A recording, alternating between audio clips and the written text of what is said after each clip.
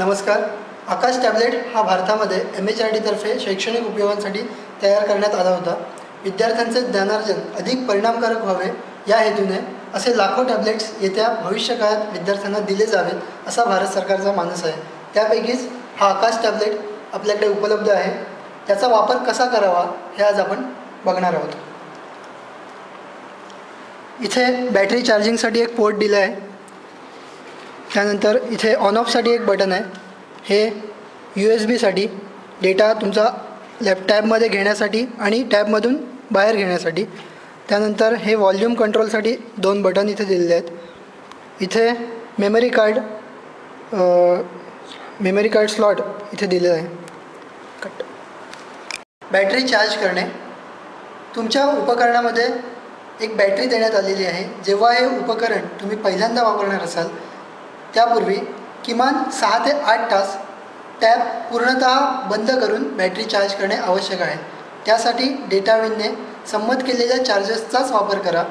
अधिकृत परवानगी नसलेले चार्जर्स वापरू नका. त्याने तुमच्या टॅबमधल्या बॅटरीला हानी पोचू शकते. बॅटरी अतिचार्ज होणे किंवा स्फोट होणे यासारख्या घटनाही घडू शकतात. जेव्हा तुमची बॅटरी क्षीण झाली असेल तेव्हा बॅटरीची पातळी दाखवणारा इंडिकेटर याच्या आतमध्ये इथे दिलेला असेल. हा इंडिकेटर इथे दाखवलेला आहे. या इंडिकेटरप्रमाणे जेव्हा संपूर्ण बंद होईल तेव्हाच तुम्ही चार्जिंगला लावू शकता. आता चार्ज कसा करायचा. हा चार्जर आपल्याला इथे दिला आहे.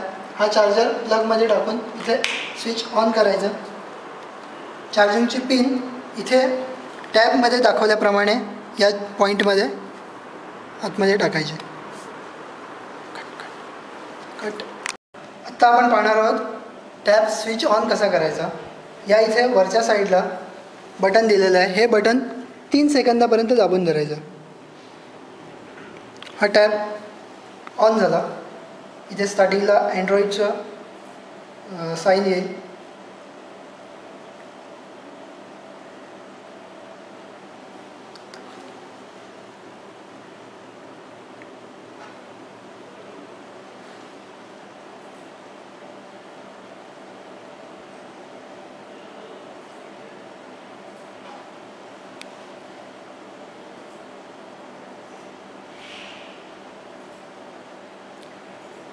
ऑन झाल्यानंतर इथे सुरुवातीला टायमिंग दाखवेल तुम्हाला आणि इथे एक लॉक दिसेल.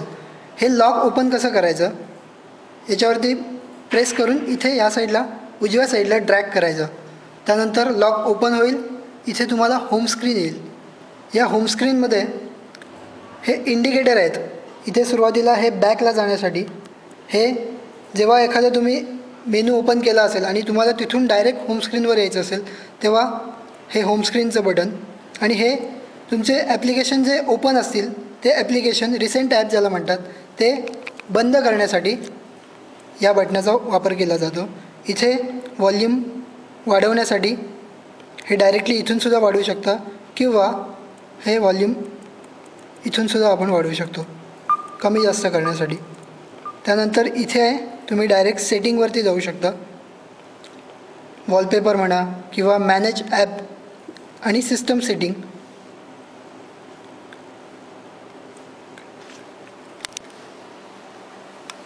आता आपण पाहणार आहोत पिंच इन आणि पिंच आउट. सुरुवातीला पिंच इन आणि पिंच आउट म्हणजे काय तर same like zoom in and zoom out. ते आपण पाहूया. इथे आपल्याला कॅमेरा दिला आहे. आता मी एक फोटो घेतो माझा स्वतःचा.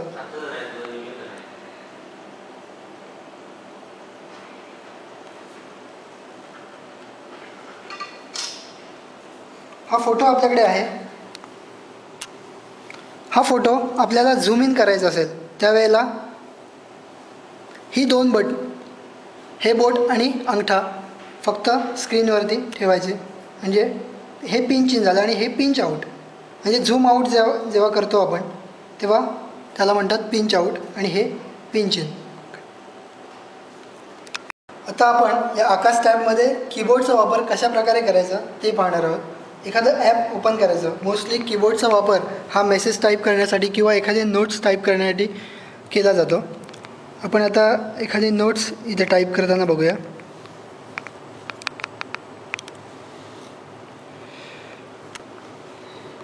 इथे क्लिक केल्यानंतर हा कीबोर्ड इथे इनेबल होईल. या कीबोर्डमध्ये ह्या सुरुवातीला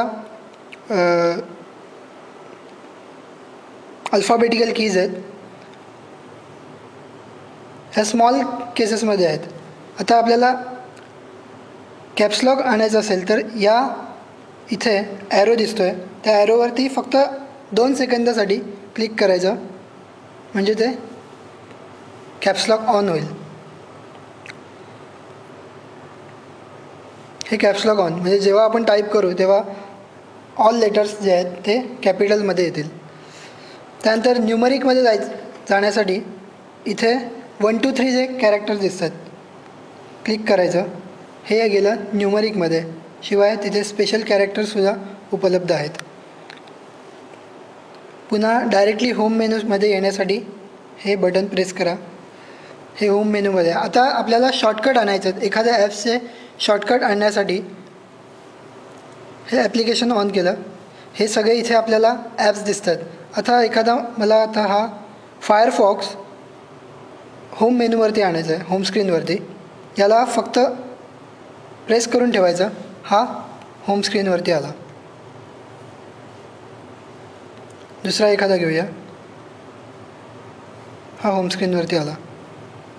तर अशा प्रकारे आपण एखादं ॲप्स शॉर्टकट म्हणून होम स्क्रीनवरती आणू शकतो. आता आपण पाहणार आहोत cut copy paste. Normally cut copy paste आपण कॉम्प्युटरमध्ये राईट क्लिक करून एडिटमध्ये जाऊन कट कॉपी करतो, पण याच्यामध्ये फाईल मॅनेजरमध्ये गेलो तर इथे एखादी फाईल, आता सपोज ही फाईल आहे apl.img म्हणजे इमेज फाईल, ती आपल्याला दुसऱ्या फोल्डरमध्ये कॉपी करायची आहे. सुरुवातीला या बटनवरती इथे प्रेस करायचं. इथे पेस्ट, डिलीट, कॉपी आणि मूव हे बटन इनेबल होतील. मूव हे कटसाठी आहे, कॉपी करण्यासाठी, आणि पेस्ट करण्यासाठी. ही फाईल सिलेक्ट होईल. इथे ॲरोसारखं एक साईन दिसेल, हे साईन झालं म्हणजे ही फाईल सिलेक्ट झाली. त्यानंतर ही फाईल कॉपी करायची. ही कॉपी आता मला सपोज डॉक्युमेंट या फोल्डरमध्ये मूव करायची आहे, पेस्ट करायची आहे. पुन्हा या बटनवरती क्लिक करा,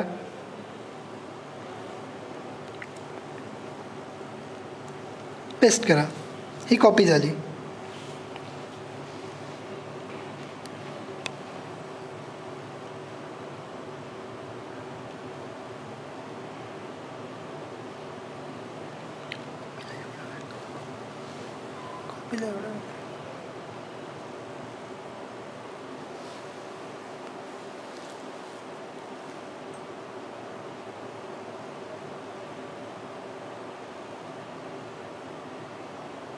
त्याचप्रमाणे कट करण्यासाठी सुद्धा सेम प्रोसिजर आहे.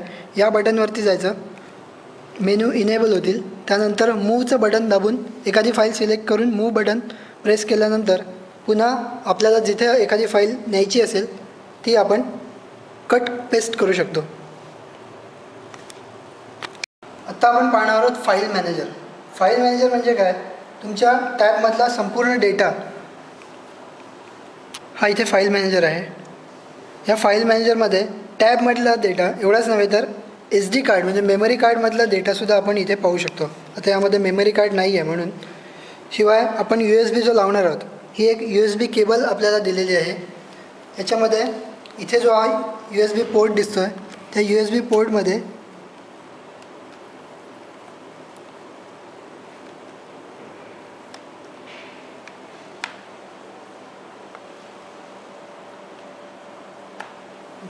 ही USB केबल आपण इथे लावल्यानंतर हा PD इथे आपण अटॅच करणार आहोत.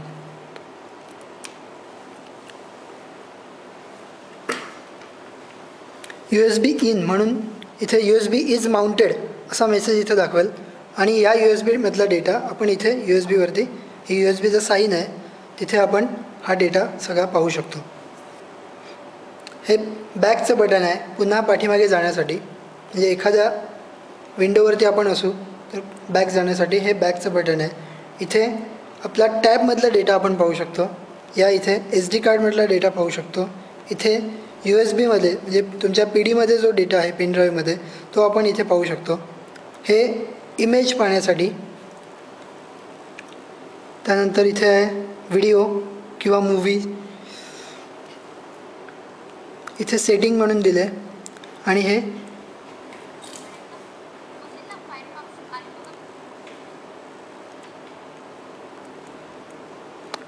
इथे ऑप्शन आहे कट, कॉपी किंवा पेस्ट. त्यानंतर एखाद्या फाईलवरती मला फाईल सपोज नवीन डिरेक्टरी क्रिएट करायची आहे, डिरेक्टरी किंवा फोल्डर म्हणा, तर इथे हे 3 पॉईंट्स दिसतात.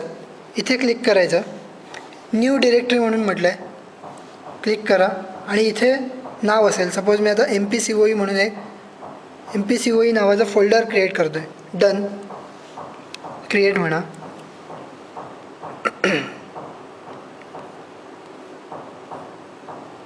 इथे MPCOE नावाचा फोल्डर क्रिएट झालेला दिसेल. ओके. त्यानंतर एखादी फाईल रिनेम करायची असेल किंवा डिलीट करायची असेल, त्या फाईलवरती जा, 1 ते 2 सेकंद धरून ठेवा आणि हे फाईल ऑपरेशन्स इथे डिलीट फाईल म्हणून येतं आहे, रिनेम फाईल येतं आहे, कॉपी फाईल येतं आहे, मूव आणि ईमेल फाईल. म्हणजे एखादी फाईल डायरेक्टली आपल्याला मेल करायची असेल तर इथून डायरेक्टली करू शकतो. रिनेम करण्यासाठी रिनेम फाईलवर क्लिक करा. हे रिनेमसाठी येतं, त्याचं नाव आपल्याला चेंज करायचं आहे. क्लिक करा तिथे, कीबोर्ड ॲक्टिवेट होईल.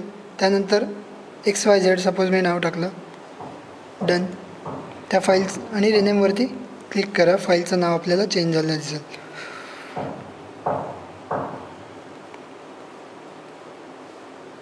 ही XYZ नावाची फाईल इथे क्रिएट झाली.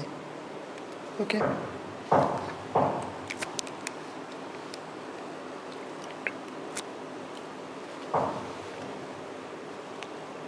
त्यानंतर आता आपण बघणार आहोत वायफाय सेटिंग. पुन्हा होम विंडोजवरती या. होम विंडोजवरती आल्यानंतर इथे पुन्हा ती 3 बटणं इथे दिसतील, 3 पॉईंट्स असलेले. तिथे क्लिक करा. इथे सिस्टम सेटिंग म्हणून येईल. सिस्टम सेटिंगला क्लिक केल्यानंतर इथे हे आहे वायफाय. वायफाय म्हणजे काय? Wireless network. त्याला क्लिक केल्यानंतर जर एखादा वायफाय ऑन असेल तर इथे रेंजमध्ये असेल तर इथे तुम्हाला वायफाय ॲक्टिवेट झालेले दिसतील. इथे वायफाय आपण कॉन्फिगर करू शकतो. त्यानंतर इथे बऱ्याच प्रकारच्या सेटिंग्स दिलेल्या आहेत. डेटा युजेस, तुमचा डेटा किती यूज झाला आहे नेटचा, तो इथे आपण पाहू शकतो. मोअरमध्ये इथे मोबाईल नेटवर्क जर कनेक्ट करायचं असेल तर मोबाईल नेटवर्कसुद्धा आपण कनेक्ट करू शकतो.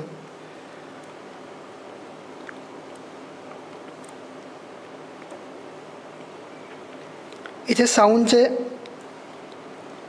फॅसिलिटीज दिलेले आहेत. सायलेंट मोड ऑफ करायचं असेल तर सायलेंट मोड ऑफ ठेवू शकतो आपण. व्हायब्रेटवर ठेवायचं असेल तर व्हायब्रेट, म्यूट. त्यानंतर टच साऊंड म्हणजे आपण जेव्हा स्क्रीन टच करतो त्यावेळेला आपल्याला साऊंड हवा असेल तर इथे साऊंडचं ऑप्शन आहे. किंवा स्क्रीन लॉक साऊंड तोसुद्धा इथे अवेलेबल आहे. ओके. डिस्प्ले सेटिंग, इथे आपण वॉलपेपर ब्राईटनेस, हा आपल्या स्क्रीनचा ब्राईटनेस आपण इथून वाढवू शकतो किंवा कमी करू शकतो. त्यानंतर इथे वॉलपेपर, लाईव्ह वॉलपेपर, एखादा वॉलपेपर चेंज करायचा असेल तर इथून आपण वॉलपेपर चेंज करू शकतो. इथे सेट वॉलपेपरवरती क्लिक केल्यानंतर हा वॉलपेपर चेंज होणार आहे. होम स्क्रीनवरती या, हे बघा. त्यानंतर इथे स्टोरेज म्हणजे तुमच्या टॅबमध्ये जो काही डेटा आहे, टॅबमध्ये म्हणा किंवा मेमरी कार्डमध्ये म्हणा, तो इथे आपल्याला बघायला मिळतो. किती फुल आहे किंवा किती फ्री स्पेस आहे ते आपल्याला इथे कळतं. त्यानंतर बॅटरीचा यूज कशा प्रकारे कुठल्या ॲप्लिकेशनला किती यूज होतो आहे तो आपल्याला इथे बघायला मिळतो. ॲप्स, एखादे ॲप्स इथून रिमूव्ह करायचे असतील तर आपण ॲप इथून रिमूव्ह करू शकतो. अनइन्स्टॉलला क्लिक केल्यानंतर तो ॲप पूर्णपणे या टॅबमधून बाहेर जाणार आहे.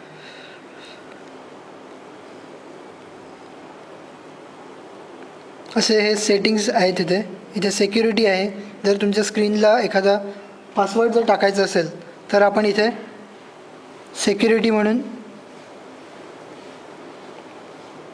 पासवर्ड इन्सर्ट करू शकतो. स्क्रीन लॉक स्लाईड ठेवायची असेल किंवा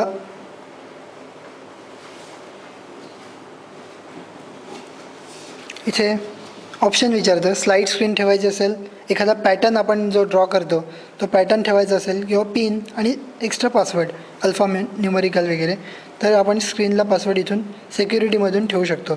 त्यानंतर लँग्वेज अँड इनपुट. या लँग्वेजमध्ये खूप साऱ्या लँग्वेज आपल्याला दिलेल्या आहेत. इंग्लिश आहे, फ्रान्सी आहे, या प्रकारच्या लँग्वेजेस आपल्याला बघायला मिळतात. हिंदी आहे.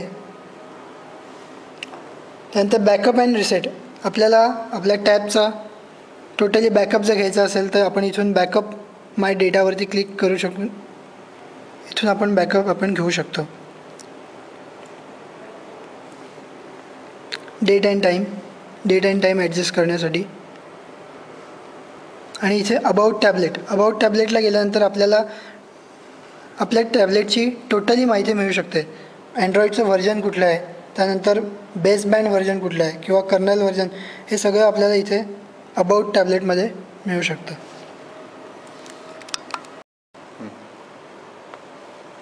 या प्रकारे आपण आकाश टॅबची बेसिक माहिती आपण शिकलेलो आहोत.